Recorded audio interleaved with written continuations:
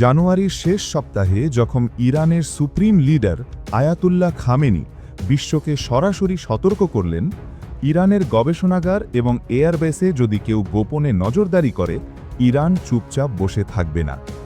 তখন বিশ্বের বড় বড় দেশগুলো সত্যি নড়ে চড়ে বসে, কারণ ইরান সাধারণত এমন বার্তা হঠাৎ করে দেয় না। এই বক্তব্যের ভেতরে ছিল একটা স্পষ্ট ইঙ্গিত। ইরান যেন আগেই জেনে গেছে তাদের ভেতরে সামরিক স্থাপনাগুলো কেউ না কেউ খুব কাছ থেকে নজরদারি করছে। কিন্তু প্রশ্ন হলো, এত গোপন তথ্য ইরান পেল কোথা থেকে? কারা নজর রাখছে সেটা তারা কিভাবে বুঝল? এই প্রশ্নটা তখন শুধু মধ্যপ্রাচ্যের না, গোটা বিশ্বের গোয়েন্দা মহলে আলোচনার কেন্দ্রবিন্দুতে চলে যায়। কারণ সাধারণভাবে দেখা যায় পৃথিবীর বড় দেশগুলো তাদের গোপন প্রযুক্তি এমনভাবে লুকিয়ে রাখে যে অনেক সময় তাদের মিত্র রাষ্ট্রগুলো প্রকৃত তথ্য জানতে পারে না। কিন্তু তারপরেও ইরান যেন আগেই বুঝে গেল তাদের উপর কারা চোখ রেখেছে। এবং এখানেই শুরু হয় রহস্য।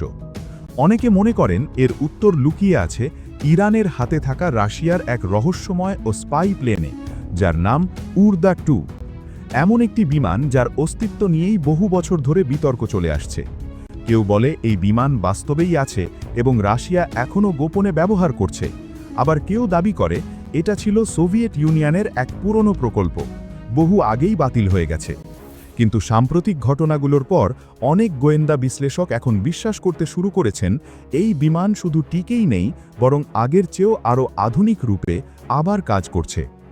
রাশিয়া বর্তমানে বিশ্ব রাজনীতির অন্যতম বড় খেলোয়াড়। অনেক সময় এমন হয় রাশিয়া যেন অদৃশ্য কোনো নেটওয়ার্কের মাধ্যমে পৃথিবীর বড় বড় সিদ্ধান্ত আগেই বুঝে ফেলে।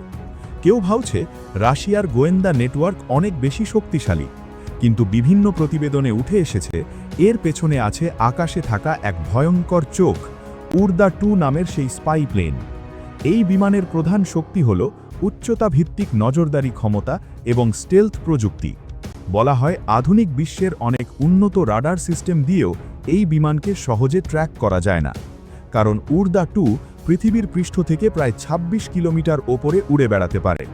এই উচ্চতায় সাধারণ যুদ্ধবিমান তো দূরের কথা, অধিকাংশ এয়ার ডিফেন্স সিস্টেমও এত উচ্চতায় টার্গেট লক করতে পারে না।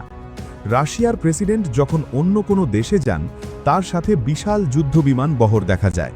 সাধারণ মানুষ মনে করে এটা শুধু নিরাপত্তার জন্য, কিন্তু সামরিক বিশ্লেষকদের মতে এই বহরের পুরো পরিস্থিতি নজরদারিতে রাখতে, আকাশ স্ক্যান করতে এবং আকাশপথের প্রতিটি গতিবিধি পর্যবেক্ষণ করতে নীরবে কাজ করে এমনই এক স্পাই প্লেন।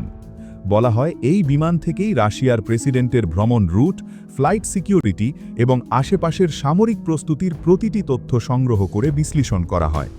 কিছু বিশেষজ্ঞ আরও দাবি করেন কয়েক মাস আগে যখন ইসরায়েল ইরান উত্তেজনা বেড়ে গিয়েছিল, তখন ইরান তাদের ক্ষয়ক্ষতি কমাতে এবং পরবর্তী প্রতিরক্ষামূলক পদক্ষেপ নিতে যে তথ্যগুলো পেয়েছিল, সেগুলোর একটি বড় অংশ এসেছিল এই স্পাই প্লেনের নজরদারি নেটওয়ার্ক থেকে। কিন্তু সবচেয়ে অবাক করা ব্যাপার হল উরদা-2 তৈরি হয়েছিল প্রায় ৪৫ বছর আগে। সেই সময় বিশ্বের প্রযুক্তি ছিল আজকের তুলনায় অনেক সীমিত। পশ্চিমা গবেষকরা ধরেই নিয়েছিলেন এই প্রকল্প হয় বাতিল হয়ে গেছে, নয়তো বিমানগুলো অকেজো অবস্থায় কোনো গোপন জায়গায় পড়ে আছে। কিন্তু এখন একাধিক গোয়েন্দা রিপোর্ট বলছে রাশিয়া এগুলোকে গোপনে নতুনভাবে আপগ্রেড করেছে। রাশিয়া অবশ্য এ বিষয়ে প্রকাশ্যে কিছু বলেনি। রাশিয়া যদি সত্যি আবার উরদা-2 উড়িয়ে থাকে, তাহলে বিশ্ব রাজনীতির চেহারা বদলে যেতে পারে। আর যদি এই বিমান সত্যি এতটা শক্তিশালী হয়, তাহলে একে থামানোর উপায় খুবই কমই থাকবে। তাই বলা হচ্ছে যদি এমন এক বিমান আসলেই ইরান উড়িয়ে থাকে, তাহলে ইরানের আকাশে কোনো গুপ্তচর ড্রোন বা স্যাটেলাইট ঢোকার সাহস পাবে না। হয়তো এই কারণেই ইরান বারবার বলে আসছে তারা জানে তাদের আকাশ কিভাবে সুরক্ষিত রাখতে হয়।